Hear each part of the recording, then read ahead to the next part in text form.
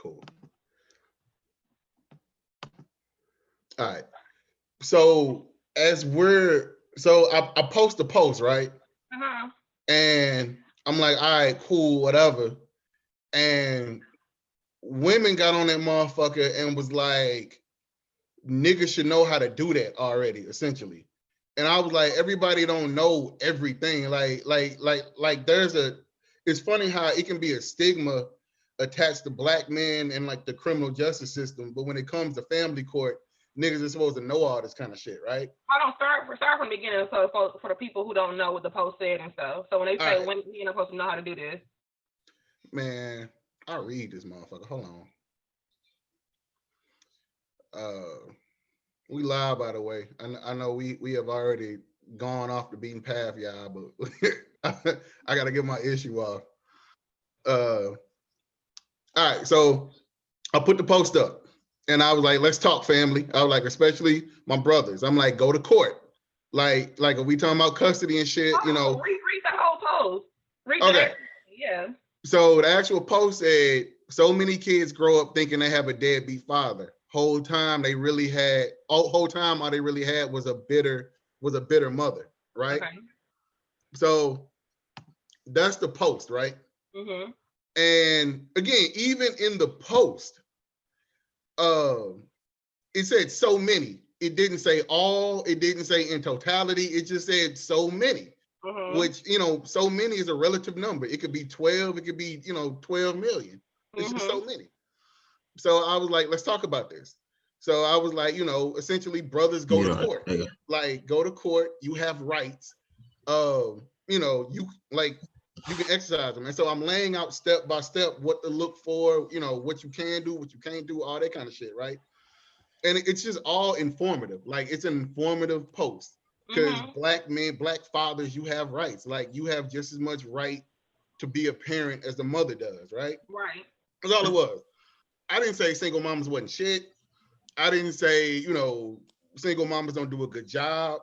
All I'm saying is, if you're a black male that's a father and you're interested in obtaining visitation and or custody, you can do that.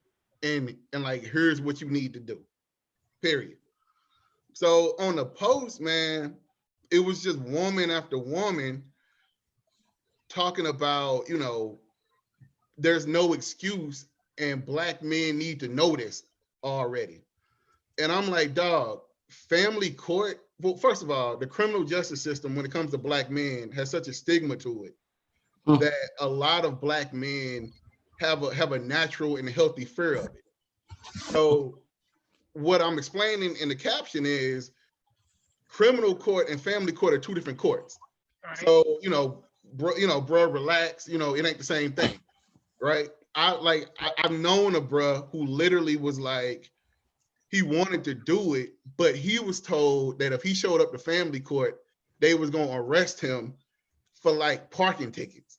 Mm-hmm. So as crazy as that shit sounds, this is the kind of shit that's out there, right? Mm-hmm.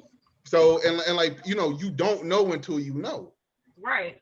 But and like, that's it. And I've got 12,000 posts on here. And I posted all kinds of shit that I feel like people should have been on. Like, I literally posted how a bill becomes a law, some shit you can get off a cartoon. You know what I'm saying? Mm-hmm. You should have been known how to do that. But I'm never like, I can't believe I don't know this shit. It's no excuse. And nobody's ever like that on my page until it came to black men knowing their rights as fathers. Mm-hmm. And it was so judgmental and so disgusting that before, like, I burned that whole motherfucking page down, Dang. I was like, let me turn the motherfucking comments off. Dang. Yeah. You done that before? I've never turned the comments off. Never. I don't even really block people. Yeah. So that's what I'm saying. That shows the escalation of like how it had gotten. I'm trying to understand the gist. The gist is everybody conclusively felt like black men were supposed to know how to go to court for their child already. Is that what I'm talking about? So okay, like, prime example, in the comments, a woman said that they would expect the black man to do anything to see their kids, up to going to the house. And I was like, and I literally said, if you go to the house, she called the cops. You get arrested for trespassing, disturbing the peace, whatever, whatever you want to have. She now has grounds to file a restraining order on behalf of her and the child. So you 30 steps behind where you originally started out at, right? Her response was, so what? He need to kick the door down. And before I was like, you sound fucking stupid. That's when like before I was like, you sound fucking stupid. That's when I turned the comments off. I was like, I'm not about to do this. And I said in the caption, if you an ain't shit nigga, I'm not talking about them. I'm not saying they don't exist. This wasn't a blanket statement that every father who's not in the child's life wants to be. Clearly, that's not the case. There are plenty of niggas out there who have no interest in raising a kid. I'm not talking about them niggas. I'm talking about the niggas who want to do it, don't know how to do it, don't know where to go, don't know who to ask, don't know how to get there. Like, that's what I'm talking about. And, I was proven right because all day in my inbox, bro, I had 25 direct messages from Black men being like, dog, can you walk me through this situation? And I'm like, yeah, to the point where all day long, dog, I'm putting up appointments. Like I had a 12 o'clock, a 12:30, a 1 o'clock, a 2 o'clock, a 3 o'clock. Like I'm walking niggas through and everybody's giving me the same shit. Like, dog, I didn't know where to ask. I didn't know, because a lot of times they younger dudes. Like you talking kids, like 19, 20, 21, 22. They don't know any lawyers. They're only dealing with the court. Is probably on some negative shit. Their peers don't know nothing about this. You know what I'm saying? Like all of that kind of shit. So they don't have anybody to ask. So as I'm answering the questions for them, I'm like, and they like, damn, dog, okay, cool. Like I'm doing research for niggas. I'm looking up like statutes. I'm looking like, just all kinds of shit. Yeah. And that just kind of proved like what it is I'm saying. But it's amazing that how hard we go for Black women on the free routes, right? That the time we put up a post that's just informative, and I'm literally talking to Black men. That's all I'm doing. I'm talking to Black men. Dog. If you want to find a route, this is the route to go. Like the attack on these niggas. And again, if your baby daddy and shit, they ain't got nothing to do with me. Right. And then they got nothing to do with the people we're trying to help. Yeah. A lot of times when I read some of the comments, whether it's like stuff I post or on other people's pages, I realize that when people are combative, I realize that it's a lot more dealing with where they are than what it is that I'm saying. And a lot of people are not able to receive stuff objectively because they internalize so much of what they're reading, you know what I mean? And they respond according to personal. And just like you said, like you never use specific, like you use general, some men, and I remember I said that on my post, like I never said all, and I'll be careful to not ever conclusively say, you know what I'm saying? And so, but people skip over that because they're reading it from a personal stance rather than what it's actually saying. And when you're reading, when it almost goes down to like reading comprehension. It's like when you literally are looking at what I'm saying, I'm not saying anything that's disrespectful. I'm not saying anything that's not true. I'm not saying anything that's offensive to you unless you take it that way. You know what I mean? And so then it becomes more of this is a personal thing, this is a you thing versus what this post is actually saying. Yeah, it was like I said, I'm very cognizant of making sure I frame stuff where I'm not talking in absolute. Like I'm definitely talking about whoever I'm talking about. And if I'm not talking about you, then I'm not talking about you. Right. If I'm not talking about your situation, I'm not. Well, I mean, that ain't my baby. That ain't the nigga I'm talking to. Right. Whoever fuck he is, that ain't the nigga I'm talking to. But I'm even trying to understand the statement of everybody should know this or already should know that. And I'm trying like that and alone. Like if you've never been in this position before, like you have to have the first time to learn something. It's bullshit. I gave those brothers all of the information I knew, and all of the information I knew were at one point I didn't know. So in the same way, the lawyer told me X, Y, and Z. I'm like, oh shit. I'm telling them, and they like, oh shit. Like it's stuff out there that you just won't know because again, you've never been in a situation. Yeah. So it was it was a rough morning, but it ended up being a really productive day because I feel like we helped. You know what I'm saying? Yeah. We definitely got a lot of people on the right track. It's very disheartening. I ain't gonna lie, it's very disheartening. Like you said, like the page goes hard for Black women, and it's disheartening to hear like that was the feedback when it comes to telling Black men, you know what I'm saying, how to be on the ups and how to actually be in your child's life and how to. That is disheartening. Dang, that's like dang. Yeah, it was fucked up. So okay, my bad, y'all. We I was recapping the Crystal my day because her and food low key be my therapist. So this is how we went. So welcome everybody to a special freestyle. History is being made today. We have our very first interviewee on the show. No pressure. On the stream. What's up, y'all? The Honorable Mr. Michael Butler, who currently holds the role of St. Louis Recorder of Deeds, which, like I said in my live, is an elected position. So that means it's elected, right? Yeah, it's elected. It is elected. Yeah, it's elected. He gave it look like nah, but so it means he had to run for it. So we're talking to a local Black politician, which is what a constant theme we've been talking about on Free Roots forever, but definitely the last month or so. So we'll get into some conversation. It's not really an interview as much as it's a conversation. So it's myself. It's the lovely Crystal Farrell at Let's Be Crystal Clear. We're gonna chop it up with Mike. Hey. Yeah, they've never spoken before, like right in this moment. Yeah. So Mike, Crystal is in Atlanta. Oh, that's what's up. Yeah. All right. It's dope. Yeah. This is dope.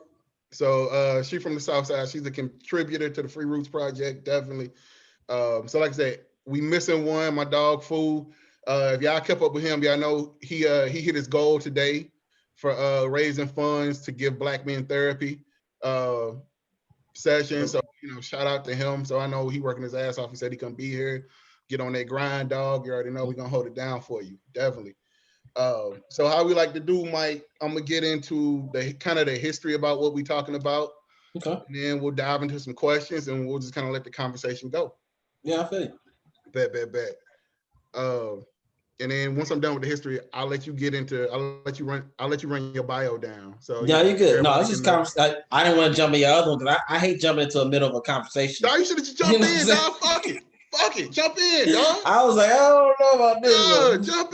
Jump in. I wish you. I've had some folks that had that experience. So yeah, but go ahead. Definitely. I'm sure we'll get back to that. Okay. Definitely. Hey, we can. I can talk about that shit all day. All right. So again, I know Free Roots, man. One of the constant themes I like to rap about is getting involved in local politics, Black politicians, and getting involved in policy control in regards to social welfare, social justice, and economics, man. So the history of Black folks in voting goes back quite a while. As you would all well guess, when we got over here, our ancestors could not vote. However, they were counted 3/5 a person in regards to having white men vote and the weight of their vote. So the 3/5 compromise, which we should all be kind of familiar with, wasn't about dissecting humanity. It was about how many delegates would certain states get in terms of other states when it came to like voting. So the South wanted the enslaved folks to have 3/4, to count 3/4. To count 3/4. And the North said your enslaved people can count 1/4. So they came up with 3/5 as a compromise. What that did was it boosted the delegates from the Southern states up by 12. So they had 12 more delegates in the Southern states and the Northern states. So essentially, the South, and I posted about this late last night, the South has ran the Union for easily the first 80 years of it. 85% of the first presidents were slave owners, and the Senate or the overall Congress was controlled by the South from literally the first Constitutional Convention all the way up till about 1858. So we get taught that the Revolutionary War and that America's founding is a northern phenomenon. That, you know, you got Philadelphia and you got Boston and you got New York and you got, you know, that like that's where everything happened. That's where everybody met. That's not where the control was. And that's where the war was fought, sure, but that's not where the control was. The American control was in the South. And that's where the money was, and that's where the angling was. So from literally, and you can look this up via text, every 2 years from 1778 to 1850 for 1852, the South literally put up a vote to secede the Union. It was like their threat. If we don't get our way, we're gonna leave. We're gonna leave. We're gonna leave. So the Civil War wasn't just like a sudden happening. It was a build-up of tension based on loosely affiliated states to actually begin with, right? So throughout that time, we couldn't vote, right? Civil War happens. The North wins the Civil War. The North wins the Civil War in 1865. 1868 is when the 14th Amendment was passed. So you're talking about 3 years. So it's not like Juneteenth happened and June 21st, you know, we was at the polls voting. Nah, they had to like literally figure out how to do it, where to do it, if they were even gonna do it. So, you know, you got a 3-year passage before the last gun fired off to when a black man, because not black women wouldn't be able to vote legally for another century, which is nuts. But so to a black man couldn't vote for three years. Now, once we were able, it's an interesting time. It's called Reconstruction, and they don't really teach you about that in school. Reconstruction is a very interesting time. Reconstruction was probably the apex of Black political involvement in this country. Actually, the state of South Carolina, the state of Louisiana, and it was one more. Their state legislature were taken over by African American representatives. So Black folks came and voted in mass. And not only did they vote, but they came up with their own candidates. So you're talking Black mayors, Black sheriffs, Black state reps, Black delegates. United States senators, congressmen. United States senators, congressmen. There you go. All of that shit. Like all of that happened. And I mean, it happened like instantly. Like we're talking 1868 to, I don't know, probably like 1872. Right? Like all of that happened. So, and the reason why it stopped is because, again, we talk about power. The South still controlled the United States central power. Like the federal power was inherently Southern, right? And the 14th Amendment was passed kind of out of a 100-year-long spite by the North to get back at the South. And once the South said, you know what, we ain't finna put up with this shit, they implemented Jim Crow laws. So Jim Crow laws were centrally centered around voting. Now they incorporated all kinds of other shit. We talk about society, you know, bathrooms, what you can do, what you can't do. You know, you're talking about sharecropping, you're talking about bank loans, you're talking about, you know, everything that disenfranchises came out of Jim Crow laws. But the central basis of it was getting Black folks out of office, getting them politically uninvolved in their local political stations, right? Like that was the central aspect of it. So again, when we talk about voting and, you know, niggas being like, you know, there's no point to it. Voting for white folks and Black folks in America has been the central debate of the utmost importance of what we're fighting over. White folks have fought over voting since before we were a country. Black folks were prevented from voting as soon as they were allowed to vote. So there's literally from a political exercise, from a federal exercise, there's been nothing that's been more coveted than the right to vote, right? So Jim Crow happens, right? So then with that, you have one, you know, we're intimidated into not voting, but then there are also legalities put in place. You're talking about the poll tax, you're talking about the literacy tax, you're talking about the land owning tax, where you had to be able to read in order to vote. Then once you were able to read, you had to be able to recite the Constitution. You had to fill out these this 100 question test. You couldn't get any wrong just to be able to actually vote, right? And if you did all of that, and you still wanted to vote, well, guess who showed up at your house that night? The motherfucking Klan. So again, everything was centered around keeping blacks away from voting. You crashed into the civil rights movement. Again, this isn't a bridge history, so definitely look into it yourself. I'm just setting the tone. So you crashed into the civil rights movement, right? Civil rights movement. The thing that always bothers me about the civil rights movement is that when you talk about voting, you talk about the freedom riders, you talk about getting folks registered. We always highlight on the right to vote. We always say our ancestors had died for us to vote.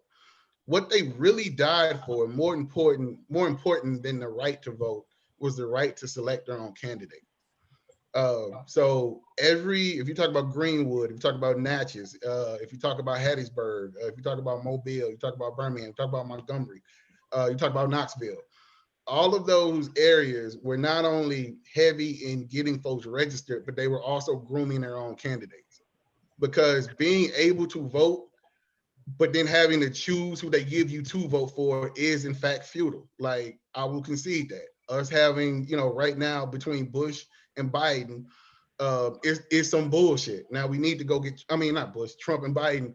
You got it's some bullshit. We need to get Trump the fuck up out of there. But I will agree with you that us having Joe Biden is some bullshit. But we missed the key element of what the civil rights movement was actually put in line for, and that was not only being able to vote, but being able to send our own candidates up there. Also, something that's interesting, and I want us to keep this in perspective, is that most voter registrations in the South during the civil rights movement were unsuccessful. Greenwood, Natchez, Greenwood, I think at the end of 2 years, they had 10% of their black population registered to vote. And that was the same kind of across the board. So this struggle we have to get people involved and engaged is not a new thing. Your grandmama and them will love to tell you that everybody was out marching, everybody was out voting, everybody was out there, singing "We Shall Overcome." They weren't. Most people didn't want no parts of that shit because it stirred up trouble. Most people had jobs they had to get to. I got this good job. I got, whatever.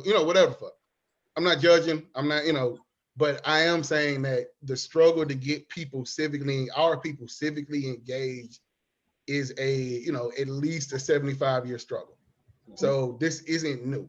So when we approach strategy, we do need to look at what worked, but we also need to look at what didn't work, right? So fast forward up till today, we have this movement that's rooted in, I wouldn't even say rooted in Malcolm X, is rooted in Spike Lee's portrayal of Malcolm X, that voting is somehow, or civic engagement is somehow useless, and that we need to be focused on enterprise, entrepreneurship, and economics. I've preached on the free roots many a time that you cannot be economically strong without controlling your own policy. You can't control your own policy without controlling your own elected officials. So you cannot grow and prosper in a business state if you don't have people who are politically fighting for you and that you trust to fight for you to make that kind of shit grow. So insert Michael Butler, and just to give you out the reason why I say this kind of shit, and the reason why how Mike Butler even got on here is that my family, I'm probably the only nigga in my family who didn't run for office. It's true. So I grew up in politics. I have a pretty firm understanding of it, and how it interjects with everyday life. My parents were both politicians, or were both politicians. They're still alive, but they don't fuck with it anymore like that. And my step parent, my brother was a committeeman. So I mean, you just go down the list. So Mike been around my people for shit for a long time now. So so again, we need to wrap our minds around what politics needs to look like for us to benefit us. And what I want to kind of break it down to is get away from the national shit. The national shit is there. We can chop that up later. What we need to get involved with is the local shit. But when people say they're not going to vote for the president, dog, it's a ballot. And on a ballot, and again, this is ABC shit. So on a ballot, there are multiple items. So you're not just going to vote for presidents. You're not just going to vote for your governor. You're not just going to vote for big shit. You're voting for anything that's on that ballot. And most of the shit on that ballot directly affects you. It directly affects your neighborhood. It directly affects your money. It directly affects where your taxes go. It directly affects all of that. So you sitting out, not voting for Joe Biden and not voting for Hillary Clinton, is fucking not only you on a national, federal level, but it's fucking you up on a local level because you're missing voting on a lot of shit that directly affects that business you want to start, that fucking t-shirt company at that gas station. That's true. Yeah. So let me interject. I think that this has been an age-old debate between in the Black community. Like it's still W.B. Du Bois versus Booker T. Washington debate. Like what's more, should we participate in the government that's oppressing us, or should we not and build up our own separate economy or government or structure? And I would say I think it's still a legitimate debate because you actually need both.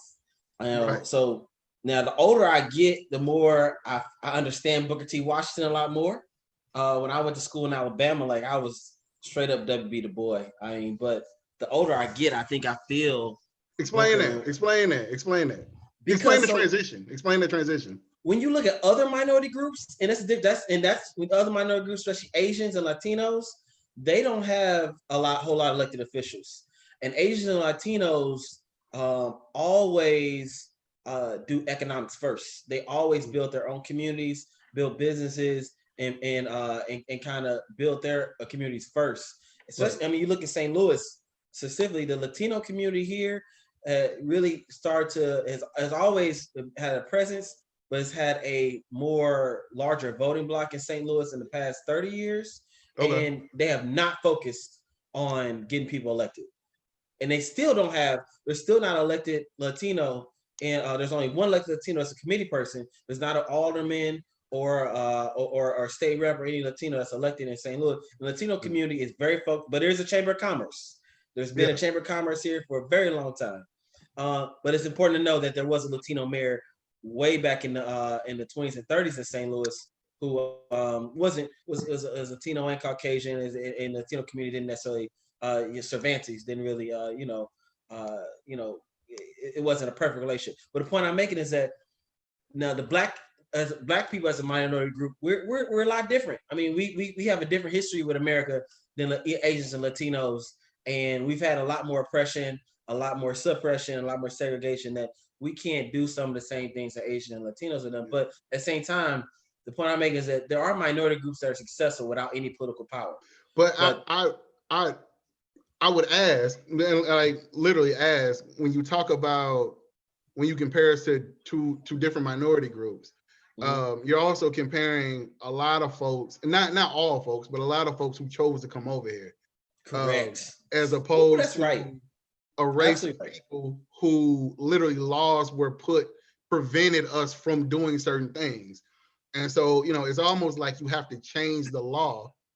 And, so I wonder if our need to hold political office wasn't more germane to our circumstances than, an Asian or, a Latino or, whatever, what have you. Agreed. And I think that, and that's why I'm more the W.B. Du Bois, because we've had times where we did the Booker T. Washington. I mean, Black Wall Street, Tulsa, in great neighborhoods in St. Louis and St. Louis County. I mean, neighborhoods in New York, in Chicago that were obliterated by policy violence. And neighborhood, and if we don't protect ourselves politically, unlike other minority groups, we get totally obliterated. We get killed. So important thing to remember about Reconstruction, the reason why Jim Crow laws came around is that I just recently learned this with Twitter. There's been on Twitter, there's a guy named Michael Harris who's been posting they posted like a long thread about Reconstruction history, and I actually been trying to do a lot more research on it because it had a lot to do with politics. I was like, I don't even know this. Did you know that like Louisiana, Mississippi, Georgia, and Alabama, like the reason why Black Power really blew up there right after the Civil War, we're told because a lot of the white Southerners and the former Confederates were not allowed to vote, and that some of that happened. Yeah, I did know that. But mostly it was also because those states were majority Black.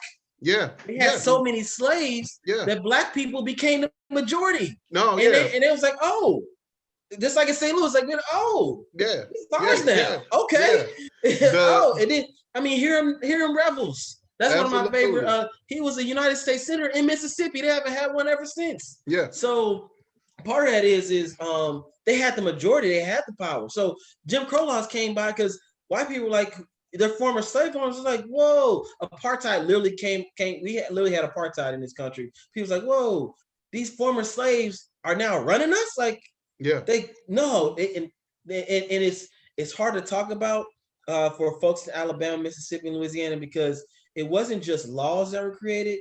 I mean, people were killed, massacred. Hundreds of people were slaughtered. Like congressmen and I don't want to say state representatives and local elected officials, they were literally killed for putting their name on the ballot. Like I wouldn't be recorder of deeds. Like if I was recorder of deeds, I was murdered. Yeah. And then the white guy was put on the name on the ballot for a special election. It's like it was unspeakable things that happened in the South hundreds of times. So you're right. That's where the W.B. Du Bois side of me says, no, we have to have some kind of political power. If not, we will get killed. We literally get killed if we don't have that kind of power. But at the same time, if you don't have this is a capitalistic country as well. Our country is built on democracy, but also capitalism. It's built on capitalism, feigned as democracy. There you go. And it's really not a democracy, it's a republic. It's a democratic republic. Yeah, there you go. That so we have a capitalist economy and a democratic republic government. So if you don't have your foot in both, then you're failing at both. Right. And we can look at other minority groups and say, oh, well, they mostly have their foot in one, but they don't have the same history as us. And so it's an age-old argument, like which one's more important. And you hate to say that you need both. Because it puts more work, double the work on us, but you absolutely do because you need that money in order to fund the politics, in order to fund the money. Yeah, I know. I 1000%. I think you do need both. I think I don't. It always baffles me why people think we should do one or the other. That somehow if you go vote, you disqualify yourself for a business loan or some shit like that. like you can definitely do both. I actually tell people you actually qualify yourself for a business loan if you go vote. Like you and that's that. And to your point, that's I guess that's even more today is more important that we have both because there are so many more tax credits and tax incentives and federal policy. Like the federal government owns one of the biggest I would say major investor in one of the biggest loan firms in the country, and that's Fannie Mae and Freddie Mac. I mean, the federal government gives out more loans than anybody, and then almost every loan is a government-backed loan. The entire banking system is almost government-backed because of the Fed. So if you're not as a minority, if we're not participating, if we're not seen as a power broker within the government, we're not seen as a power broker within the economy. But more importantly, when you vote for folks, you get government jobs are some of the most lucrative jobs in the country. Those are, I always tell people that was a problem with Ferguson. What happened in Ferguson? Mike Brown was killed by a police department that had 50 something police officers, and only one or two of them were black. They said, but it was a 70-something% black municipality. That it don't stop there though. The fire department was 90% black. The city hall, the mayor, and all the city manager and most workers in city hall, 80% white. So all those folks have made 100,000. Not the mayor, but the city manager, the utilities director, or let's say a parks director, they all make $80,000, $90,000, $100,000 living out of St. Charles. What's out there in Atlanta? What would that be? Marietta? I don't know. living way out here, spending the money from tax dollars by a 70% black municipality It's literally 70% of people paying your salary, and you taking that money all the way to St. Charles to buy goods instead of keeping the money in Ferguson like everybody else, like all other communities do. So those jobs should have been Black folks get those jobs, and making 50, 60, 70, 80, $100,000 a year happens in the city of St. Louis quite a bit too. I mean, government jobs is why it is the reason why a lot of people voted in the past, why we have high voter registration, high participation, and I think our communities don't make that connection to the government jobs, government contracts. And I have a saying that everything in St. Louis begins and ends with politics, whether it's like even our economy, like if it's a tax credit, it's a tax abatement, whether somebody's buying a house, somebody's starting a business, somebody's doing a big development, the government starts and the government ends it. Like it's just because there's so many tax incentives, so many stuff you can take advantage of, but we could participate in much more. So me and you both live in St. Louis, and that is the last stronghold of the Confederacy. But Crystal lives in Wakanda, down at ATL. So being down there, because Mike and I have a different political experience than you would have. For Michael Butler to be where he is now, a lot of Black folks, or not even a lot, a few strong Black folks shed a lot of blood for this to be able to happen. But Atlanta has been Black economically and politically for at least a few generations, if not a bunch of them. So and it's probably the only place in the country that still, I think DC was at a point, it's not anymore, but it's probably the only place in the country that's like that. So like politically, what from a self-esteem standpoint, when it comes to economics and politics, does that do for you think? Like y'all got a Black mayor, everybody down there Black, y'all should have had a Black governor, and then your economy is all Black. If you want to be Black, you want to make some money, you can do it in Atlanta. Now you can go broke in that motherfucker too, but you can make some money. Yeah, I mean, for this esteem, like it gives us hope. You know what I mean? Like it's something to say that this is tangible now. So it's something that we know that it's within reach, versus if it wasn't something that we saw, it would be more so of a defeating. And I think that's why Atlanta is so much on the rise. Like it's like the fast growing, the movement. That's where all the successful Black people, a lot of, you know what I mean? That's why it has that connotation to it. Is because it's what we see. So if we see it says this is what we can do, this is what we can get. So it boosts the self-esteem. Yeah. So is being politically minded, is that, and you can be honest, is that something that's big down there? Because you got Keisha Lance Bottoms, and you got T.I., you got Killer Mike, like all of your celebrities, jumping down. That's not really a thing here. Like Nelly don't really, and no knock to Nelly, but Nelly ain't jumping down. Like the cats that are from here ain't really politically involved. Now, as far as charities go, but as far as politically, they're not involved, and they're not heard. Like Keisha Lance Bottoms put T.I. and Killer Mike and all those guys on committees and on whatever the fuck. So it's a dialogue. So is that the case down there in general? Like, are y'all tuned into politics down there more than maybe we would be up here? I think because of the people that are on the forefront with the politics, they are also still very much connected to the culture. So because they're connected to the culture, it pretty much brings us in. So I feel like without them, we wouldn't be within privy of it. You know what I mean? But it's like T.I., Killer Mike, they all are very symbolic. You know what I'm saying? They show us that, hey, you can be on both sides. And so again, it comes down to tangibility. Like this is something that, hey, the way he talks, the way he dressed, it sounds familiar. I remember when Mayor Keisha made her announcement, everybody saying, all right, I feel like that was my auntie fussing at me. It gives us a sense of relatability. You know what I mean? And so it brings it home to something that's substance, that feels, you know what I mean? Again, tangible again. So, I mean, as far as like, is it like that? I think what makes us more involved in the politics is the strategic planning and the strategic thinking to pull those people in who are already in touch with the community. Like T.I. is not just on the forefront for politics. He's been in this. You know what I'm saying? He's been an advocate. He's been speaking up. I remember when there was a boycott for, I think it was Houston's or whatever. And so they shut the restaurant down. You know what I mean? Yeah. So he's been showing, and I think having that person that is on both sides to say, hey, I can talk politics and I can also talk street, I can also talk culture, is what helps bring us in and make us want to be more involved in it too, because they speak our language. Yeah. That's interesting. That's real dope.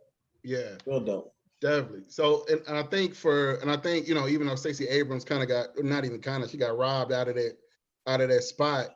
You know, I still think with Keisha being Keisha and y'all having all those black politicians, y'all still were kind of able to build a fence around Atlanta. Yeah. To kind of keep the rest of Georgia out. So again, it just kind of goes back to talking about your local politicians. Right. And them having that communal support. And I'm sure Keisha could speak to it. But you know, to hit back to Mike, what for you ideally, what would communal support look like? Because we around here, and we're more in line with the rest of the country, we struggle to support our local politicians. I think, what does community support look like? I think no, I don't want to be a celebrity. I don't think that a local politician really necessarily should be a celebrity. I think what it looks like is folks taking care of their neighborhoods and being involved. But mostly it looks like just local politicians listening to people at the end of the day. I mean, because the truth is, folks are going to follow their elected officials. They're going to, especially in a local structure like St. Louis, where people depend heavily on their aldermen and their mayor. And we have, and especially in the city of St. Louis, where it's a smaller municipality and / county that only has about 300,000 people in. People know me. People know their alderman. They know they can see me in the grocery store. People see me, you know, if I go to the county and at the mall, I see people I know. So they see you around. It's more about listening. So connecting with the community rather than expecting the community to do something for you. And whenever I kind of get out of City Hall or get out of the, you know, what do you call it, the ivory tower, and actually listen to folks, that's when I get the best solutions, honestly. You're not gonna you know, how can I say, sit in City Hall and expect 1,000 people to follow you. I mean, the other thing is, real power is being part of real community power is being able to call people and they arrive like within 12 hours or arrive in 2 hours. And when I think about community support, is if murders happen here quite a bit. If someone dies, someone's murdered, and or if there's a situation in a neighborhood, if I can call on 10 people to show up immediately and diffuse the situation, that isn't the police. If I can call on 20 people to help somebody out immediately, that isn't the police or isn't part of some major organization. That's real community support. It's like, we should be able to take care of each other in the Black neighborhoods and in just all neighborhoods in St. Louis. So, but at the end of the day, I think that's what helps people win elections, and that's what, whenever you don't necessarily need government as much as people taking care of those neighborhoods and people telling you what they need done. I think that's more important. Now that's interesting, because you know we on this whole train about defunding the police departments. You know, ever since the yet again the murders that we've had, you know, that's been the kick. And if you were, you know, you go down and protest, especially here, like there's actually literature out about what defunding the police looks like. Now you just brought up, you know, being able to make a phone call and, you know, 10 people show up to figure out, you know, what the fuck's going on. Where do you sit on defunding? So I'm in favor of defunding the police. Oh, yeah. You heard it here first. No, absolutely. And now I'm also in favor. So, and I also understand why people have some confusion, but it's almost genius. Like and we got time. I mean, I was a state representative before I was a recorder of deeds of the city. Before I was a citywide elected official, I was in the state legislature for 6 years. I was in leadership as a young elected official and Democrat leadership, and I was in the state legislature when Michael Brown was killed, and I was I think in my second term at that time, and one thing I discovered when we start unpeeling these state laws when it came to policing is that there are two things. One, there are a different set of laws for law enforcement there are for regular people. Law enforcement can do a lot more, especially when it comes to deadly force, than a regular person. And then secondly, there are all sorts of laws that protect law enforcement that are, and I would say some precedent, like some judicial cases precedent, protect law enforcement, even if they're not in the line of duty. So wow. Okay. When you no longer call somebody law enforcement, then those laws don't apply anymore. Yeah. Or when you reduce law enforcement in those situations, then for me, those laws don't apply anymore. And that's a very important distinction to understand. Like you talk about policy, man. It's this. A lot of states have set up, and even Democrat states have set up law enforcement to have special powers, and it's very difficult to convict a law enforcement officer of murder or of assault or discrimination. I mean, it's very difficult because they technically, in a lot of states, have the right to do that. Another word for discrimination could be probable cause, reasonable suspicion. That's discrimination, legal for a law enforcement. Now, me and you can't use reasonable suspicion, but they can use reasonable suspicion. So, if you no longer have those law enforcement officers in those situations, those laws don't apply to those situations anymore. So I think that is genius from a state legislative perspective. Now, some of my former colleagues might be afraid of it, but we live in one of the highest crime areas in the whole country. Yeah. Like it's not working. That's the other thing. It's not working. Like all this law enforcement is just not. It just didn't work. I mean, hundreds of people dying every year, murder. I mean. And everybody talking older black folks and older whites talking about these young kids out of control. I mean, I'm sure they say it in Atlanta too. They out of control in Atlanta too. I mean, they wilding in Atlanta and Memphis and California and LA and DC. They wilding everywhere. Like it's just not working. It didn't work. Like at the end of the day. So there are some things that can work that are worth a try. I never believe in saying, hey, I call it kind of the charter school effect, saying, oh, public schools are so bad, then no, anything else is better. I'm not saying anything else is better. What I'm saying is that a 50% reduction in police budgets is possible, and we're putting that money into programs that prevent crime instead of show up to crime scenes is probably a better way to spend the money. It's interesting. So I'm actually for it, but I think what some people want to hear is you say reimagining police or just reducing cutting the police budget in half, reducing the police budget. I'm not quite there with activists on abolishing the police. A lot of activists, the defund the police means two separate things based on what area you're in and what's palatable really for that area. And here in St. Louis right now, they're really focused more on the reducing the budget. There are areas in the country like Minneapolis where they want to abolish the police. I'm not quite there. I'm not with the abolish the police. Why not? But I'm definitely with I think you can cut the police budget in half. At least 30, maybe 40%. But I think the goal should be about 50%. Now, why aren't you with abolition? Why? Because the black community's not with abolition. And I will always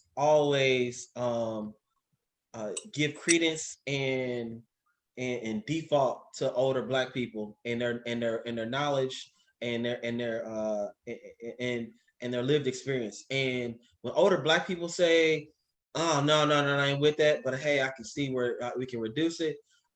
In St. Louis, at least, older black people are like, "Whoa, no, that's too much too quickly." I think people get really, really nervous that in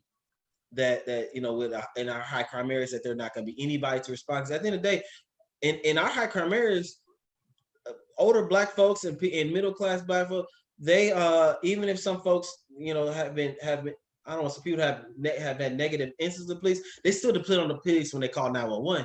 I mean, they're not going outside. When they hear gunshots, they're not walking outside and going toward them. So they do feel like they need some police. So I think that there will always be a need for someone to respond to a gunshot with a gun.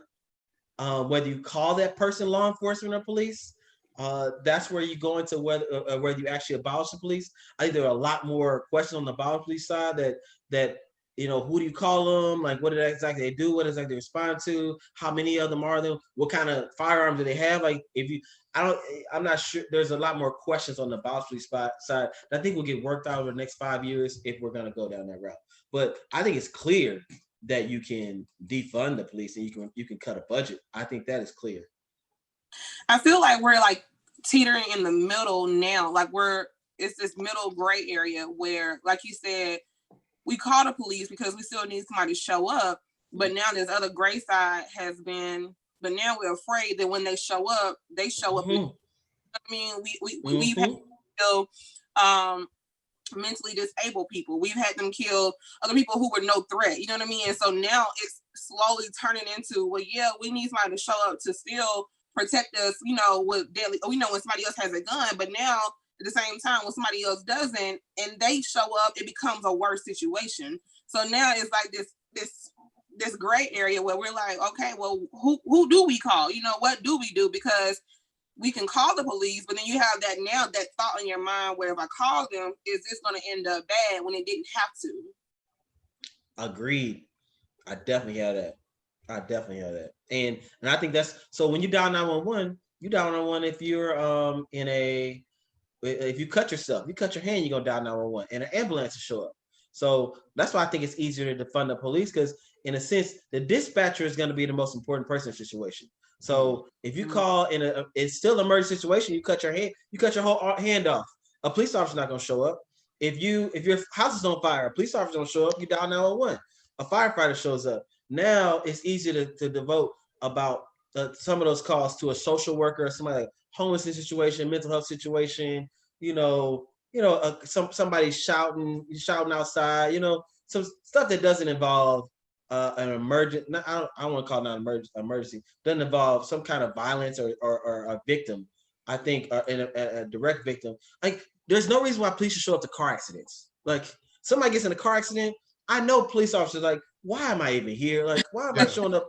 Why do you need a police report for a car accident? Like, there should be a social worker for that. So, or we can just totally privatize that. Just, let the insurance agents show up.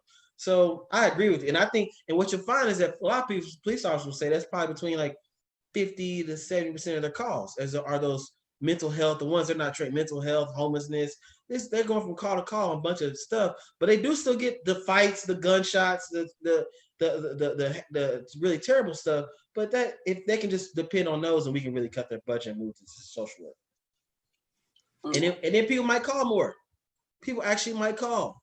I mean, if something other thing happens is that you'll call 911 if you heard a gunshot or something happening a block down the road. You're not in any immediate threat. Right. You just need to report it. Yeah. I mean, does police officer show up for that?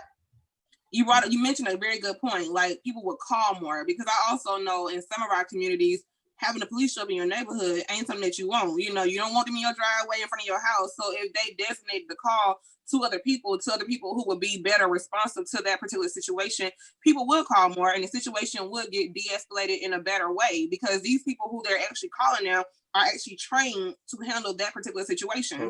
Correct. Yep. We'll see what happens though. When you said 50-70% of their calls are about, mental health issues, they're not trained to handle any of that. Like that's not some shit they learn. And like, you got to get to become a social worker, you got 2 years in a practicum. You know what I'm saying? Yeah. So you got intense, extensive training to de-escalate those kind of persons, and you literally don't have. That would be like me going to go do it. I don't have any training in de-escalating somebody that's having an episode. Yeah. Now, I can try, and maybe by luck I get it right, but luck isn't training. Mm-hmm. So yeah, I mean, you're right. If it's a gun issue, then we need to call somebody with a gun. Mm-hmm. But if we're talking mental health, and I even think that includes things like possible breaking and entering, like trespassing, that kind of stuff. I don't know if the police are necessarily the first call. Like, if you got somebody calling for like a trespass, call the social worker first. They could be lost. It could be an episode. And then if they see fit, like, nah, he really out here tripping, then, maybe you make their second call. But you know, how many times have we heard of our people dying because they were, you know, taking a shortcut. They were, you know, in a neighborhood where nobody knew them. They were, you know, drunk sleep in a parking lot. Like that, like it's or another thing is, and another thing that doesn't get talked about, like, or police made a mistake, and a lot of some of these national stories of police made a mistake in identity. They made a mistake, and that happens quite a bit because police are under tremendous pressure to go to this place, go do this, and they're trained to take control of a situation, and they're just like if I had came into I came on a 701. And I had just took over the conversation, like, okay, what are we talking about? Everybody shut up. Hey, everybody shut up. What are we talking about? Yeah. That's literally what happens. And that's how police are trained to, hey, once you step on, you need to have control of the entire situation. Everybody needs to shut up, listen to you, and you have control. Like, that's just not realistic. It's it's just bad manners from people who are paying your salary. I mean, it's just it ain't work. So I mean, we keep it real. I've been watching The Wire a lot lately, and I hate to say because I have a friend who just got, I don't say a friend, this guy who I know who just got elected mayor of Baltimore. He said he hates when people kind of bring up The Wire, and I watched the season where it's talking about crime really, and it's like based on crime and like police reform, and it is as true today as it was 10 years ago, man. Yeah. And it is just like the Wire is like showed how like. I would ask anyone who's wondering about defunding the police, like just watch the 3rd season of The Wire and the 4th season of The Wire. Yeah. And you'd be like, yo, yeah, it's time to defund. Like it's time to reduce some of those and it's just the same as reducing a program that isn't. It's just the program just isn't working in a lot of cases. So it's time to reduce those programs and put them in different programs, and because it's just not working. Yeah. Sidebar: favorite season of The Wire. Ooh. See, I had to say 4 because it's the political one and the education. Well, okay, that was with Carcetti. Is that when he was running? So yes, that's when he's running. He technically gets introduced in the 3rd one, and I actually watched the 3rd one. But then he the real he did the campaigns in the 4th, and then I've taught it in the schools for a while. And the 4th one it's hard for me to watch because it hits home like those. It's real. My wife has never watched The Wire. She's been watching the 4th season with me. Like it almost brings tears to my eyes. Like those characters, I know real kids like them. Like, and it's like that show really depicted well, at least in the 4th season, like what kids and what families go through in inner city schools. Like, and it's not all inner city school is bad, and not every kid also has a bad situation. But poor kids in urban schools. Oh my God, man! It's just it will make you cry to break you down. I've met some kids that have stories and go through things you would never ever imagine daily that you would never imagine, and then they succeed, and you just man. So the 4th season is probably the best. Okay, Chris, if you don't count the 4th season, you don't have a heart. Have you watched it? You watched The Wire? Gotta watch it. Gotta watch it. Watch Love and Hip Hop. I haven't. You said what? You be watching Love and Hip Hop? Oh hell no! Well, here go one. Did you have you watched When They See Us, How They See Us? Oh yeah. You know, I couldn't either. I got through when they got arrested and they were in the interrogation room. And I can't do this. I have it on my list on Netflix. I still have not clicked on it. I've been on like for over a year. Dog, it was so heavy. I turned it off and ended up watching Moonlight. You know what? I wonder if it's because it's the end. Because like for me, I could get through that one, but I couldn't get through. I couldn't get through the Sandra Bland on Hulu. Okay. Yeah. I could like that. I couldn't. Like I tried, and I so I couldn't get. So I wonder if it's just like too much relatability. Like you see yourself in them. I see myself in her. You know what I mean? Yeah. I'm gonna tell you one movie. The last movie I watched that I cried, was Fruitvale Station. Whew. What's a good movie? When he was put in cuffs, because it's based on a true story. Oscar Grant in Oakland, and when he got put in cuffs, he got shot. And he's like, I got a daughter. Mm-hmm. And the scene where he goes to the hospital, and the mama, Octavia Spencer, I think it's Octavia. I don't know, but I can't remember. It's been so long ago. Yeah, go ahead. The mama, all the friends, they're in the waiting room waiting on him, and that news that like he didn't make it. Then I don't know. I've been, and me and him were the same age. Mm-hmm. We were born when I looked it up. We were born the same year.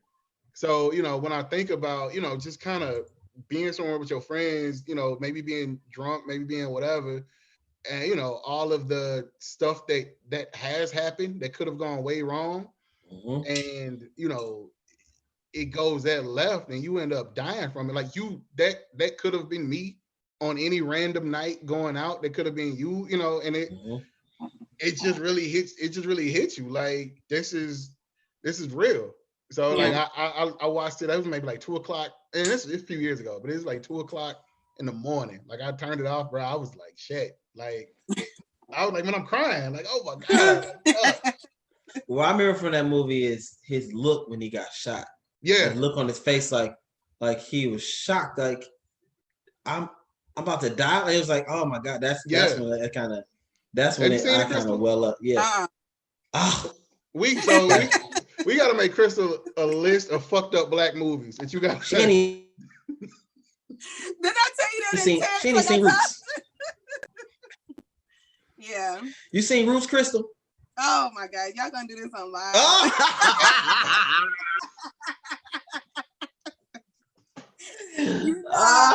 Everybody be like, I'm gonna take your black card. When it comes to the whole genre, it's a lot of those. Boys in the Hood. You ain't seen Boys in the Hood? Oh my god, y'all! I was watching The Sound of Music. Okay, like I don't know what happened. I wasn't. Are you from Atlanta? From Dunwoody? Yeah, I know that. Knew that, didn't you? I am from Atlanta. I don't know what happened. I watch Soul Food though. I did watch Soul Food. You got older brothers though, don't you? Oh yeah, nothing but older brothers. I got an older sister too, but yeah, I think it was just never my thing. Niggas will make me watch that shit. Like I can quote Boys in the Hood from front, not Boys in the Hood, Menace Society from front to back because of my brother Adam. Like he made me watch that shit 300 motherfucking times. Wow. So yeah, like that's crazy. And then you went to Tuskegee. I mean, yeah, I had this time every time. Everybody's like you from South Atlanta. You went like you blackity black. Can you play spades? At least you can play some spades, though, right? Oh yeah, for sure. Okay, you got it. All right. Yeah, I don't know what. Just when it came to the movies, I just had a different genre. I don't know. You just want to as long as you can play spades, you good. You can make it. Yeah, spades is I don't do nothing the talking though. I just You don't talk. You just play. Yeah, I don't do all the talk. I'm actually not a talker though. I'm a little. Yeah, you're not. Like I'm just like, let's just play it. All that. You gotta slap on all that. Let's just play. Come on. That's like 80% of the game though. Yeah, everybody says the same thing. Yeah. For black folks, my wife can't play spades, so yeah, you good. You're great. She can't play it all. Like she don't know. Yeah, my wife can't play it all. I don't play with my wife at all. She said she want to learn this year though. 2020, she gonna learn how to play spades. So yeah, well, you never, because you can never be taught. You just kind of gotta like you jump in and you get cussed out like 2-3 times, and then you end up getting good at it. Yeah. That's how it went. Yeah. Like that first. You reneging? Don't renege. Oh, don't renege now. That first renege you ever do. Oh, it's traumatizing. Like, don't renege now. Yeah. And your partner look at you. Yeah. In distress. Yeah. That shit is PTSD. Yeah. That's some shit we need to deal with in the black community. I done took it off politics. What else you got, Mike, for us? Nah, we rapping to I guess get it back. The point I always like to make, and you can tell me because I'm not a politician. I just play one on TV. What I always say is politicians go to City Hall, they go to the state capitol, they go wherever, and they go by themselves. And if you're a black politician, even if you're coming from a black city, a black area, whatever, fuck, you're still walking into a white room, and you still have to fight for your constituency. And I know a lot of times, while you do have, a lot of sellout punk ass dudes, a lot of times it's a function of politics is also how I feed my family, it's how I eat. So a lot of personal will bending can happen naturally because we as a community don't have the back of the black politician. Whereas, don't worry about it. I guarantee you we'll come out and vote for you. I guarantee you we will reelect you. In the event that you lose or in the event that something happens, we have a spot for you. We have a place for you. We have a consulting job for you. We have a lobbying job for you. We have, we have something you can fall back on. We never produced that. And that's I think that's just a current of like African American culture. We always take, it's the reason why we don't get back to HBCUs. We always take from them, but when it's time to donate back, I didn't gave them enough. You know what I'm saying? So black folks, I done already voted for the nigga. Ain't that enough? You got it. And so what happens is you get these liberals or these conservatives who come in with that bag, and they like, hey, and I'm not saying you specifically, but they're like, hey, Mike, I got, we got a grant that we can push your way, and you can take 15 off the top. And we got a grant that push your way, and you can take 20 off the top. And then they do this, and then you take it, and it's politics. You know what I'm saying? You need to go with me now. And we never, not only do we not have anything to balance that off, we never even build anything to balance that off. So when you talk about, PACs, you talk about voting blocks, you talk about, back in the day, the shit Jordan Chambers had. Chris ain't gonna know about that, but that's St. Louis shit. So, you talk about some shit, Jordan Chambers had where, nigga ran the North Side. Where, so we got you. Like we went away from that. So I just want you to touch on that. No, you're right. I could talk forever about this. Like black political structure. Yeah. And I've been on the black political structure thing since I was first elected my first year. And I kept on thinking, like, what's the best first topic to bring with it? And what I think is the number one thing when it comes to black political structure is one is understanding that we're a king community. We have a king mentality, and we usually as a black community we want that one figure to lead the rest. We're not really a parliament group. We're not parliament people. We're not really for an organization running the rest. We always need that figure on top of the organization that runs the community. So I say out to say, what we usually have with black politicians, whether they're the singular person representing someone on a city council or county council or a utility board, or they're one of many state legislators or congressmen, is I've really been disappointed in what is known as the magic Negro syndrome. And a lot of black political leaders and a lot of black politicians want to be the best black before they're the best everything. And they feel like they got to conquer all the black politicians for the white man before they become the best politician. And that's not all black politicians, but a lot of black politicians have that. And I can speak to it because I had that for a little bit. And it only lasted a few months for me in the legislature because I've always competed with all of my counterparts. I've always competed with white people my whole life. I've never seen myself as, I'm gonna be the coolest black person. I just always wanted to be like the coolest person. Like I ran for student council in my elementary school, and I ran for student government in college, and I went to HBCU too as well. I went to Alabama A&M. I heard you went to Tuskegee. So I've been successful in white spaces and black spaces, being a black man and having white people and black people vote for me. So a lot of black politicians don't necessarily have that experience, and they usually want to conquer all the black people first and then leverage that vote to tell all the white people, I got all the black votes now. Can I get some white? I'm gonna leverage some white votes. When in actuality, as black, you don't have to be the magic Negro. If you're just the smartest guy, you're gonna have to be twice as smart as the other really smart guy, as the other guy running for speaker or for governor. But you can have white votes and have black votes and be the leader of the whole thing rather than be the leader of the black caucus. So I find that leads into a lot of the the issues with, there's a lot of issues, especially St. Louis City right now, no, not right now, it has been in the past, is there's a lot of infighting between Black folks. Shit, and you probably see this in Atlanta a lot, Kristen. You see this the fight in last Atlanta. mayoral primary. I see this a lot in North. You know, I'm not just recording these. I'm actually the leader of the Democratic Party in the city. I'm the chair of the Democratic of the political structure, the Democratic political structure in the city.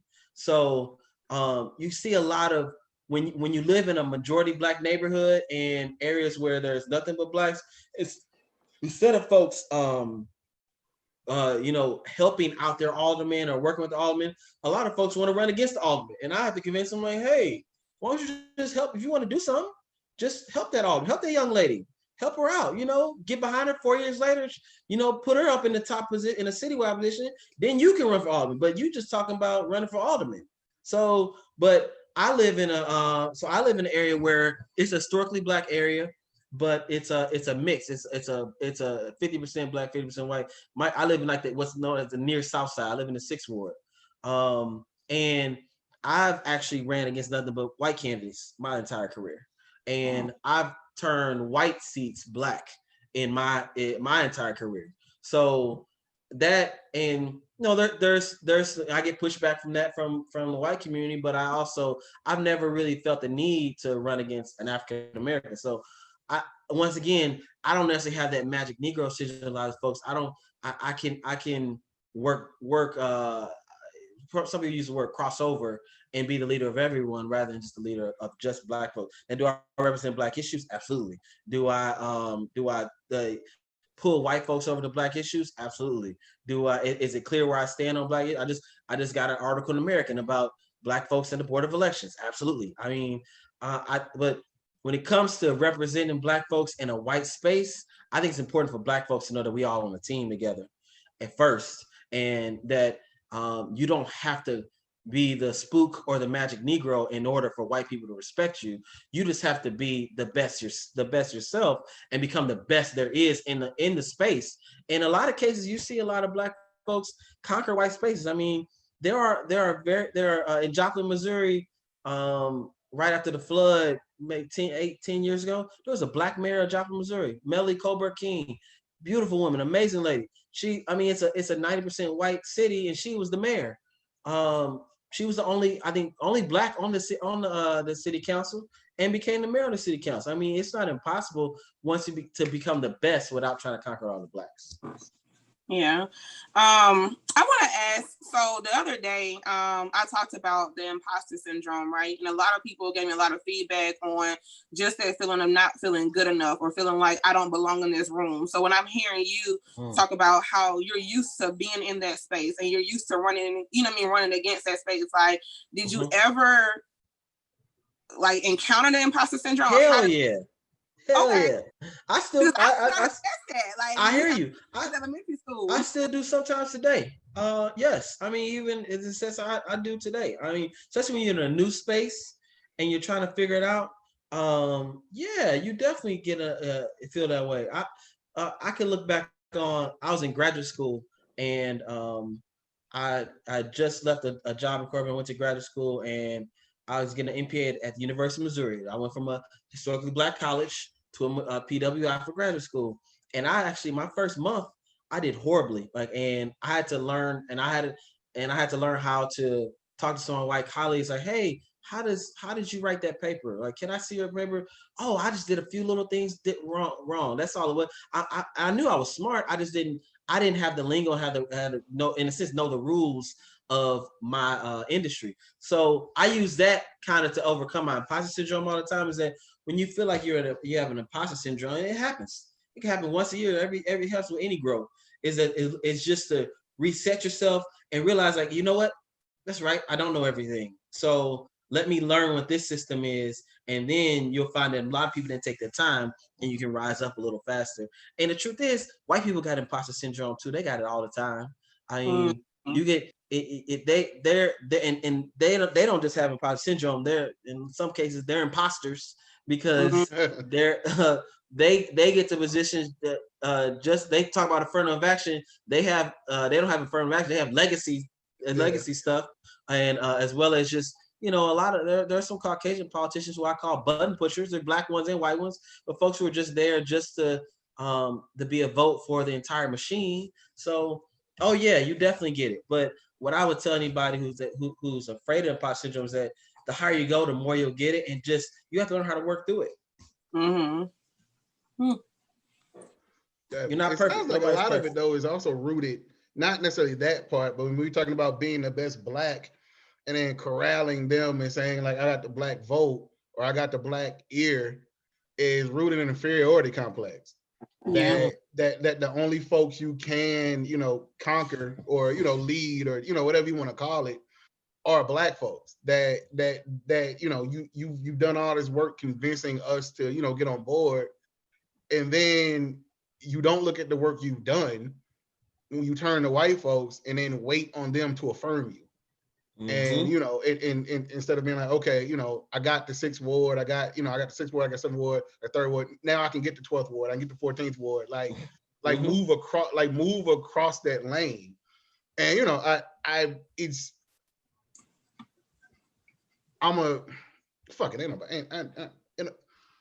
we're gonna go here. So I want to talk about the mediocrity of local black politics. Okay. That you get a lot of cats, man. When you talk about this inferiority complex, it's because it is rooted in substantial mediocrity from an intellectual standpoint, from an understanding standpoint, from a compassion standpoint, from an organizational standpoint, from a financial management standpoint. Just literally, even from wearing suits that fit. Like, just any way. I saw you put down. You saw why y'all dressed like that. I was like, where's that gonna go? So let me. I'm not really supposed to, comment on something like this, but I know you're not. That's why I kept talking. No, but I'll say. I honestly, I tell people, I'm part of that, and I don't think I'm the most talented person. Like I have talent. I'm blessed.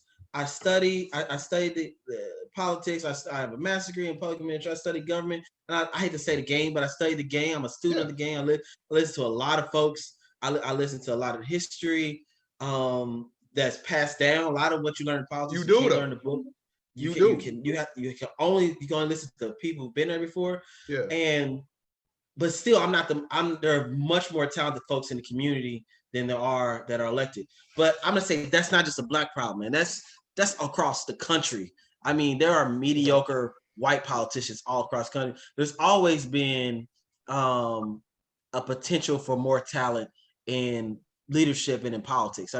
Once you said it's a capitalist country, we usually have our most talented folks making money in corporations and capitalism in this country than we do in politics. So, and you'll see that like some of the smartest folks are usually in corporate and business settings than they are in politics. So I say the mediocrity, the quote unquote mediocrity of black politicians, because I would say I'm still mediocre, is not just a black thing. It's an all race thing. So at the same time, how do we improve the type of African Americans or type of folks in politics? I think one, you got to win an election. At the end of the day, no matter what you say about some of the folks who are in City Hall, they were chosen by the people of their ward or the whole city. They were chosen for that position, and in a lot of cases, they were. You may think they mediocre. You should have seen their opponent. And you probably say the same. Atlanta's not probably that different. I'm sure there are some folks who there's in every city there are black and white folks who be like, how did they get there? There's a saying in Jefferson City. They say when you go to the state capitol on your first day get sworn in, you look around and you say, oh my gosh, how did I get here? They say, and then when you get to your second swearing in, you look around and say, oh my gosh, how did they get here? And you look at your colleagues, you're like, dang, they look dumb. So it's everywhere, man. I'm gonna tell a true story about Michael Butler because he brought up being studious. So, and he probably don't even realize he was doing this, but is why I can corroborate him being a student of the game and like listening to people. This maybe like 4 or 5 years ago. Mm-hmm. We're at the Omega Center, which is our frat house for trivia night. My family bought a table, so you know I'm a Q, but my dad's a Q too. My uncle is too. So we bought a table, and it's maybe 26 tables, and we're in the running to win, like whatever the grand prize is. The subject that comes up is politics, right? Now I know a little bit. My daddy know a lot, right? When politics comes up, this nigga Michael Butler comes to our table, like and like speaks to my dad, but it wasn't just a conversation. And like if you know my dad, all it takes is like a crack of a door, and he's gonna go into a monologue. True. So you got Michael Butler, who is naturally inquisitive, and you got my dad, who is naturally verbose. And so the entire round, we trying to get my daddy attention to answer these motherfucking questions. And he's talking to Michael motherfucking Butler the entire round. My wife was pissed. Like she was like, my wife was like, because she didn't know. She was like, "Who the fuck is this man?" Like, who the fuck? He's a plant. He's a plant trying to keep us from winning. And then the round's over, and Michael Butler gets up and leaves. And he's like, "I'll be damned." I remember that day. I do remember that. Story, man. My bad. I learned a lot that day too. She still bring that shit up if you ask her about it. That's funny. Oh man, she didn't bring that up when we was at your mom's house. That's good. True story, man. True story. But no, but what I think though is, well, two things. One, I do think mediocrity runs across the board, definitely. Being an executive level management, I run into mediocre white men all the time. I'm literally surrounded by them. That said, though, I don't know if we can afford to have that same game plan. They can be mediocre because it's their shit, essentially. So, us being mediocre in those spaces doesn't do anything for us. We have to be smarter, because we have to, one, understand the literal verbiage and the literal operations, but then we have to understand how to maneuver through the shit they're trying to set up. So I don't know if we can necessarily afford to be mediocre. Two, again, financial support. Folks have asked me why I don't go into politics, and my answers change, and now my answer is I can't afford to. Literally, like and I'm not, I ain't, fucking popping Cristal or no shit like that. But the money I would get paid to run for what I would have to run, because essentially, it's like anything. You start at the bottom, you work your way up. Yeah. So, the salary I would have to take to do it, I just can't do that shit no more. Like, so I've kind of surpassed with a family. I've surpassed that station. Like, I would have to become wealthy, have enough to sit on, and then be like, yeah, I'm doing it just because, I want to make a change. So yeah, but I think part of that is the community financially backing you. Hey, you're gonna be a politician, you're gonna make $35,000 as a state rep. Okay, cool. Well, we're gonna make sure you open up a store. And we're gonna make sure you get paid off of that. We're gonna make sure, you straight over here. So that way you have other income going where it makes sense for you to be exceptional and want to get into politics. And because now you either get mediocre or you get cats like Michael Butler with, just an insane amount of heart that just wants to do it. Right. But we also need people who maybe don't have the heart, but they're smart enough, they're intelligent, and they can execute in a room, get the job done, get the bill paid for us, get that set. And I don't think we necessarily have that. But moving into economics, Mike B just opened up open concept. Yeah. So and the one of the reasons why I picked Mike to join us, because he's a cat that has, one, political history, but also has a his own entrepreneurial spirit. So Mike's got his own bar where you pick your own. You pay for time, not drinks. It's an You pay open for bar time, concept. not drinks. Okay. So I have created what I call the open bar concept. So you pay $10 per hour, and you get to drink as much as you want in that hour. And you have a I don't want to call it a limited menu because you have about 22 choices on the $10 side. You can drink as much as you want from any of those different choices, from our specialty cocktails to beer, wine, and regular cocktails. And then you have a $20 per option that includes all those specialty cocktails, beer and wine, and straight drinks, and some higher price specialty cocktails that we call our $20 option, our top shelf option. So it's open concept. It's an open bar concept that allows you to drink as much as you want. And it's been working, man. It's been good. COVID is kicking my ass. I mean, we still technically still within our first year. And I mean, we were going strong. We had a lot of good press. We were coming into the good season. And Cinco de Mayo is huge in St. Louis on Cherokee Street where we are. And that's usually where most businesses on our entertainment district make about 30% of their annual income. Canceled this year. So, it's been rough. It's been tough. We open right now. We doing good, but it's been a great experience. What I have learned though is that how fucked up the economy is, man. Like our economy is fucked for poor people, man. I can't use any other word than that. Like it is. The number one thing I learned about opening a business is that if I had $100,000 on me, if I had $100,000 cash, $100,000 in my bank account, it is so easy for me to get another $100,000. Yeah. But if I got $0, I can't get $100,000 for the life of me. Like that's deep. And that's essentially what I didn't have $0. I was only lucky. Like I've had this idea for a business for 3 years. You mentioned about it kind of leads into politics. Like I was a state representative until I became a recorder of deeds. I was at the level where Mike is talking about, where I was making about 40 grand a year as a state representative from my late 20s to my early 30s. Then I ran for this position, and now I'm in a 6-figure market as a city hall executive. And if I was still a state representative, I would have never been able to start my business because I wouldn't have had the amount of income needed to be able to get a loan. And I had finally been able to build enough savings.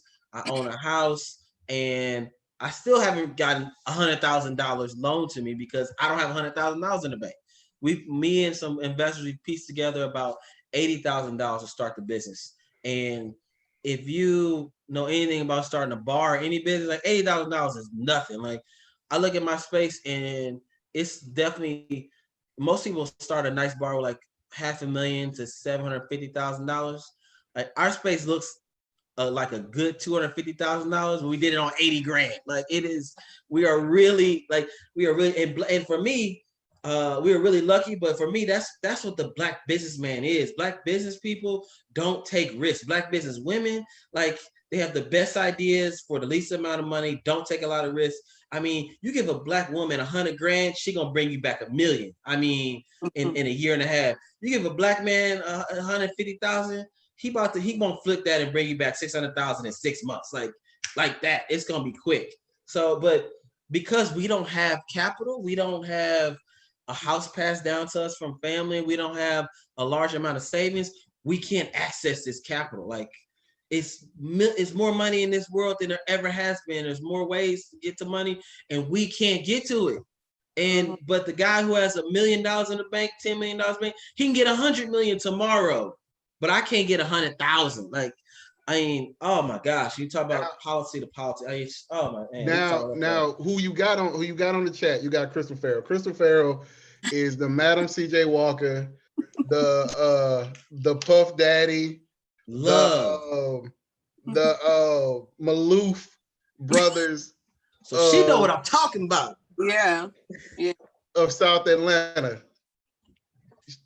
Crystal has her own event space. Crystal has her own commercial real estate.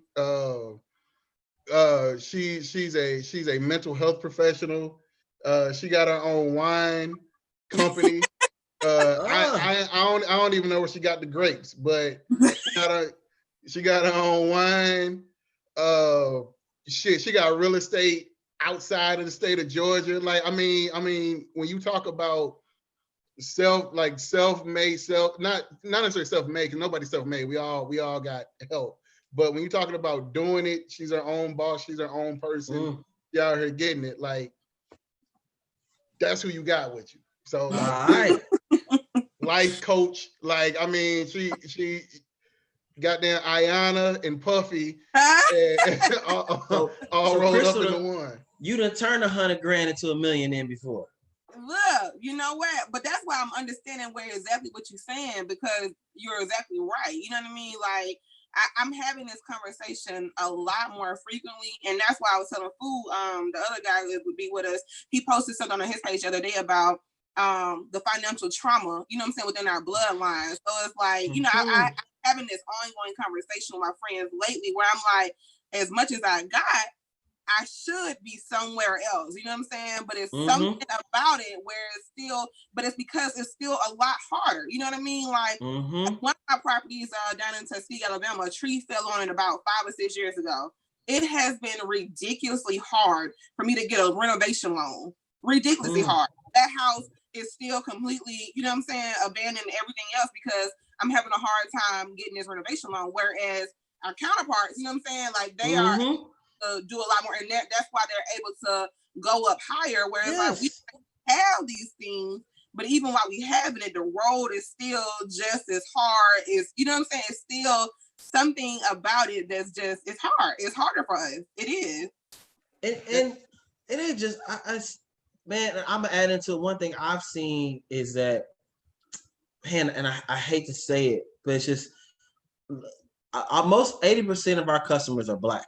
And we don't have a Black concept. We are not, even that's not necessarily want to be a Black bar, but it seems to me that that white folks don't want to support Black businesses in a lot of cases, and I think that goes into it in the sense that we don't have access to the majority of customers, because we're Black, and it's a weird racism. I mean, it's you know what I'm saying? It is racism, but it's racism that a lot of white folks don't want, that we went to high school with, or that we see on a regular, don't really like to talk about, because they're not gonna necessarily buy your house in Tuskegee, even though there's or they're not necessarily gonna loan, if they're a loan officer, they're not necessarily inclined to help you get a loan for that, because it's seen as Black, it's seen as the Black area or a Black owned thing, and it's like, oh, that's not really for me. It's just, man, there's so many aspects. It's and I said to say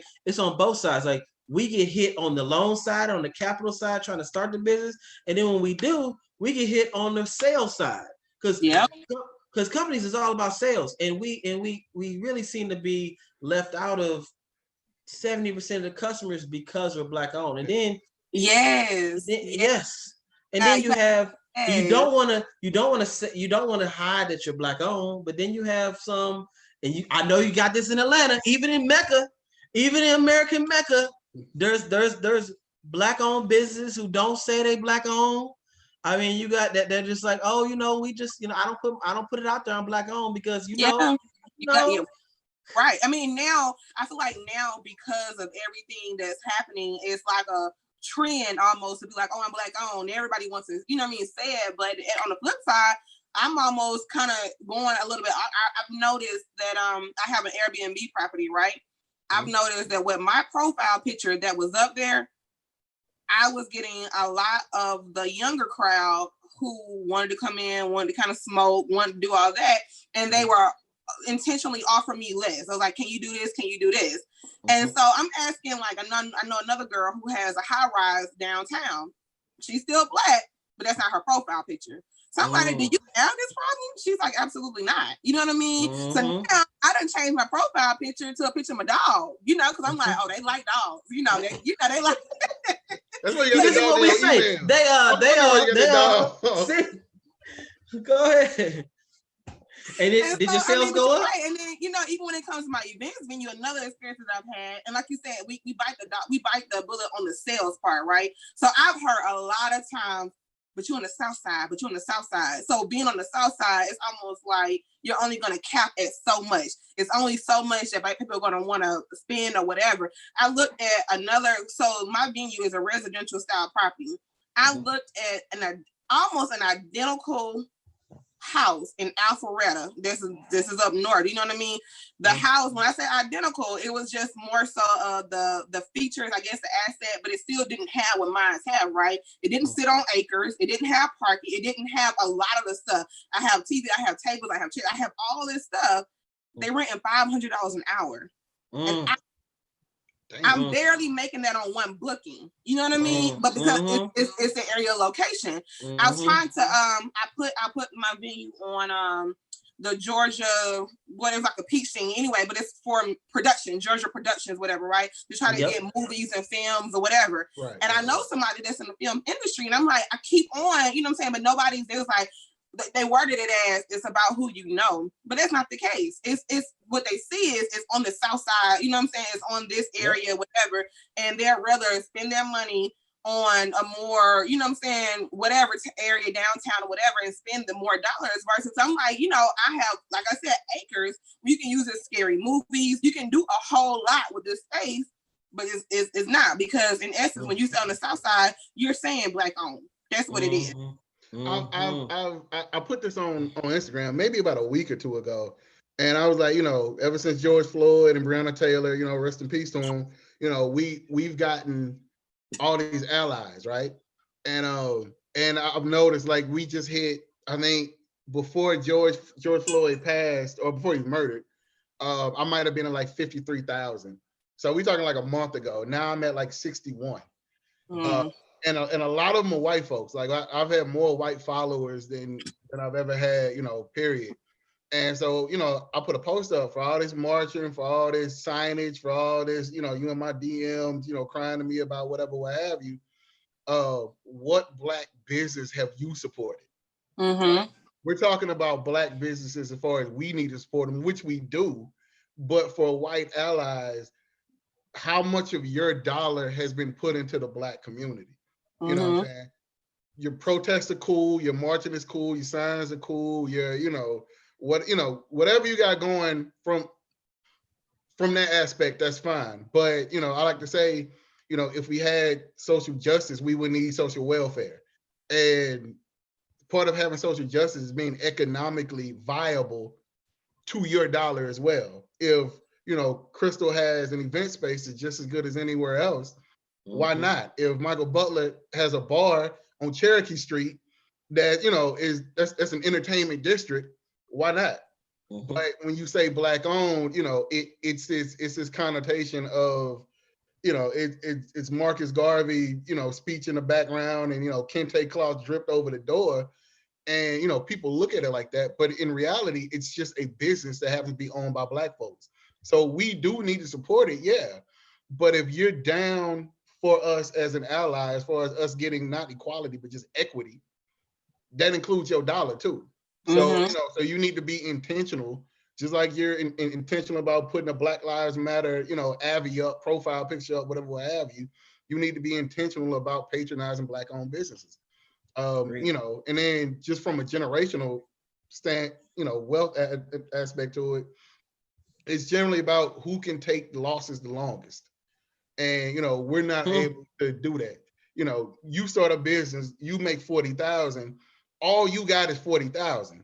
Whereas they start a business, they make 40, well, they still sitting on another 200 because you know, daddy gave them 400.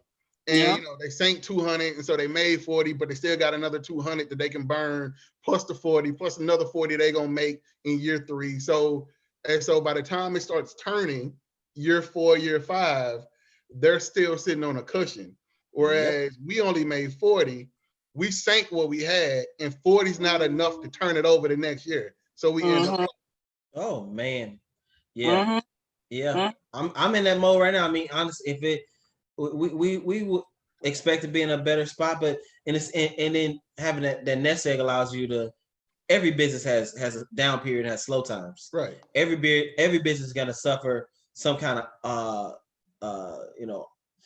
bad time, or like, God forbid, let's say there's you own a club or event space or a bar, somebody gets shot in your bar. I mean, you didn't bring that on. You didn't bring it on yourself. Or let's say you just own a restaurant, or white owned restaurants. Somebody's gonna find something in the food. They're gonna post, and especially with Yelp and Google, and I mean, somebody's gonna have a bad experience, and they're gonna talk to, and 10 people gonna have a bad experience. So everybody's gonna go through a downturn. And when I tell you how much personal money I put into this business since COVID, it's lucky I have a wife that I'm like, hey, this is part of business. I mean, we open a business. This is part of. We're very blessed. It's less than 10,000. We've been very blessed by that, but it's still in a sense where if I had a nest egg, it wouldn't be nothing. If I had got that $100,000 loan, $150,000 like I really wanted from the beginning, I wouldn't have to put in. Our business is that good, but we really haven't had to do anything. It's just, nobody would have ever guessed that 2 or 3 months you'd have to be closed. So, man, you're right, and it also goes to the fact that in our capitalist economy, there's always going to be a recession, and a lot of money is really made by spending money during the recession and buying up business, buying up shit, properties, but we don't have the capital to do that, right? Exactly. And if you don't have the capital to buy it when it's low and sit on it to when it is to when it gets high, that's where real money's made. Folks are talking about stocks, and it's like it's cats out here, and that don't have a job. So I mean, stocks are dumb low, but at the same point, I mean, they don't have $200, $300, $75 to put into a stock. Let alone 200,000. Exactly. And I feel like it's so underestimated until you get in those shoes, because you hear people talk about how hard it is for Blacks to get loans and everything else, but I feel like the stigma has been, but if you have money, if you have credit score, right, and they don't really understand that you can still have that, and they're gonna still get a hard time, and I think and it frustrates me when I see these people, or I see our people who are working hard. I'm not saying it's a bad thing, but it's a false perception for them to believe that all I gotta do is have this and get this. All I gotta do. And like, nah, it's still, they're gonna still be very hard to get it. You know what I'm saying? And that's what people don't understand when we say we back 400 years. You know what I'm saying? That's what people don't understand when we say, like, it's that hard for us to even try to catch up, yet alone to catch up. So you say hard. I think it's hard in Atlanta. When you outside of Atlanta, it's impossible to get it. If you don't have at least 10 grand in your bank account, you're not getting a loan outside of Atlanta. You're not getting a loan outside DC. You could be in New York. New York is really no different from Black people. New York is a dog, rich white man city. Like, Black folks ain't getting loans in New York. Like, you gotta go to the corner boy to get a loan. So I thought so much about moving to Atlanta in the past year that I ever had in my entire life. Like if I'm gonna be in business, like, man, I might as well go to where I feel like I have a fair shot. Like, that's why I think a lot of people, like, I've never thought about moving to Atlanta as much as I had. Like, maybe live when I was in school in Alabama, like, man, I might end up in Atlanta. That'd be cool. I had a business degree. Like, I was like, I may end up but since I've been home, I've never thought about moving to Atlanta since I opened this business. But I set out to say, I think it's still, to your point, it's still hard in Atlanta. Even though we call it the mega, it still ain't. I mean, if you don't have no money, you still suffering the same things. But outside of that, I mean, if you St. Louis, I'm lucky. I know people. But if I was in Columbia, Missouri, if I was in Springfield, let alone Denver, Colorado, where I don't know nobody, man, I wouldn't even have a chance. I would have never been able to even open my business because it would have been too risky for a guy like me to open an all-you-can-drink bar. Also, you mentioned about the credit score. I remember how naive I was to think when I got my degree. I got a business management. I was in like a minor kind of entrepreneurship. I wanted to start a business fresh out of college at 22. I remember thinking that we were told that you could take your degree to the bank and get a loan. Like, man, how crazy was that? Like, And I know some 22-year-olds probably like still believe like, oh man, my earning potential is higher. You can give me a loan now. I'll be able to pay. Yeah. Man, these banks don't care about your degree. Like, go get a trade. Yeah. Make $26 an hour at 19. I'm telling you, from a guy with a master's degree, make $26 an hour at 19. Put 15 grand in the bank. You're gonna get a loan way before you 33 years old. I'm 34 years old. Good credit score. 2 degrees. Elected official, and I still can't even get a $200,000 loan. That's crazy. Because then it's super crazy. Yeah. Super crazy. Yeah. So I'm telling you, young men, young women out there, go get a trade, stack your money up in your 20s, then get your loan in your 20s. I'm telling you, because it ain't no magic sauce to it. Because now I'm trying to build business credit. Yeah. I'm in business 6 months, and now I'm like, oh, now they telling me I got to build business credit, and now I got to pay somebody $700, $800 to not somebody. I'm paying actual Experian and Dun & Bradstreet to build business credit. Like, dang. I feel like what's his name? What's the dude in The Wire? Mike Stringer? What's his name? Idris Elba's character. Stringer, yeah. I feel like Stringer, like, y'all still in my pockets. Yeah. Every time I turn around, y'all back in my pockets. Like, dang. Yeah. I'm trying to get this money. I'm just spending money. So it's impossible, man. It's just, if you ain't got cash, is king. So just stack your cash if you can. Yeah, for sure. That's one of my main learning lessons. Like, and then when people ask me, how do you do it? I literally have to tell them, you got to be creative. You got to be creative. Like, the whole stereotypical, like, I had a young guy who came to me, he said, I'm trying to get me a studio space and I'm trying to go to the bank. Look, you need to figure out how you can be creative and how you can design your own event space. Like, you don't have to have the cliche, whatever. You got to be creative out here.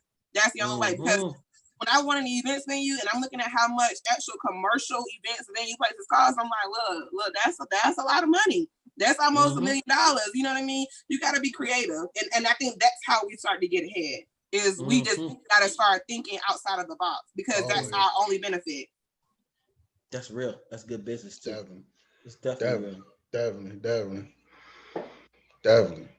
All right, quick question, man. We'll wrap it up. We'll be on this motherfucker all night, which Crystal already know. What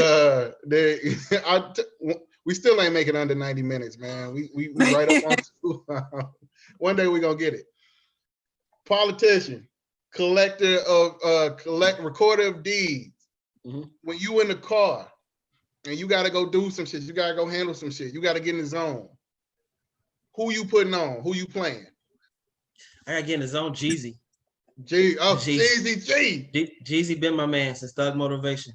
I'm telling you. Jeezy. Sorry. I got a nephew, Damon's son. Didn't know who Jeezy was. DJ. Yeah, DJ. DJ didn't know who Jeezy was? DJ did not know who Jeezy was. Wow. I took him to go lift weights with me once, and he was like, I didn't heard of him, but I don't know him. But Jeezy's the soundtrack of my life. For real. For real. That Thug Motivation came out when I was a freshman in college. So yeah, me too. That's gotten me through some times, some studying time, some business plans. Yeah, that's my that and T.I. And I hate to say Chris was from Atlanta, so I'm saying all Atlanta rappers, but that and T.I. always been one of my favorites, man, because he's a short, light-skinned dude, so he represents for us, man.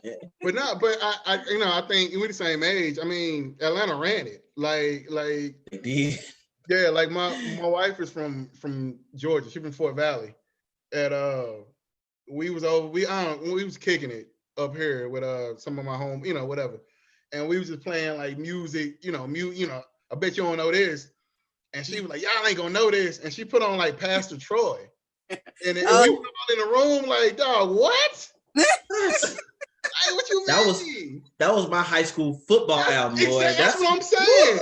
DSGB. Boy, that's what we used to play to get ready for the game, though. That was before Jeezy came. That was before Jeezy. Yeah, that's before Jeezy. That's She the like, I didn't know Troy made it up here. I'm like, what? We were DSGB. Yes. That was before the game song, boy. Pastor Troy, yeah, Jeezy.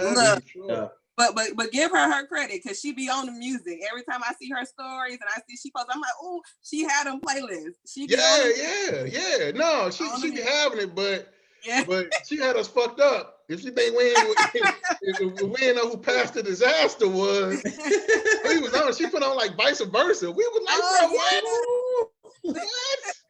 Hell yeah, we know Vice Versa. What you talking about? Archie, all them niggas. Like, nah, Atlanta had it. Still got Who was it? Damn sure had it. Damn sure had it. All right, Mike, you want to shout out your stuff, man? Oh yeah. So if you want to catch me on Facebook, I'm Michael Butler. Twitter, of course, at Mike Butler STL. And no, I think I'm Recorder Butler now. Yeah, at Recorder Butler. And then same for Instagram at Recorder Butler. I mean, of course, and then the business, openconceptstl.com, or you can check us out on Twitter, Facebook, or Instagram at openconceptstl. Hey, a politician for real, bro. Ain't nobody watching this motherfucker got a Facebook. They better, man. I mean, come on, y'all got Facebooks. That's all your 45 plus constituency. You talking to Vervis. That's what you talking to. That's what you talking to. Shoot. All right, and again, Crystal at Let's Be Crystal Clear. You already know my girl just hit 1,000 followers. Shout out, man. Hey. Shout out. My girl just hit a rack up in here. She big time. We gonna get her that blue check here in a minute. Oh, whoa. She ain't gonna know what hit her. She gonna get that blue check. She gonna get it before I get it. Oh, whoa, that's a lot. And then y'all already know, if y'all tuning into this, y'all already follow the page at the Free Roots, man. We got a lot of shit going on. Again, freestyle. You looking at an open practice for us getting ready for the podcast. Me, Crystal, and my dog Food. Like I said, he grinding on his own shit tonight. But he usually up in here. We'll also keep freestyle going throughout the podcast just so we can keep up with current events and bring on guests like Mike. Shout out to Mike being our first guest ever, our first interview ever. Thank you. So definitely appreciate it. Had to bring him back, dog. My good conversation happening. So appreciate y'all tuning in, man. Love y'all. Fuck with y'all, and we'll catch y'all later on. All right, thanks. All right. Yeah. Thank y'all. All right, baby. Yes, sir.